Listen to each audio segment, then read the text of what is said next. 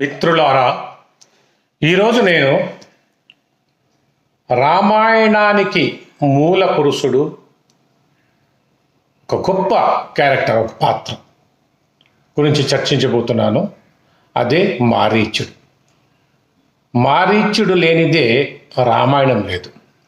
మారీచుడే మాయాచింకగా మారి సీతను అట్రాక్ట్ చేసి, ఆకర్షింపజేసి, రాముడు అటు వెళ్ళగానే సీత లక్ష్మణుడిని పంపించి, రాముడు కష్టాల్లో ఉన్నాడు పిలుచుకొని రా అంటే, లేదు వదిన అలాంటి అంటే లేదని ఆమె పంపిస్తే, అప్పుడు రావణాసురుడు సీతను హరించుకుపోతాడు.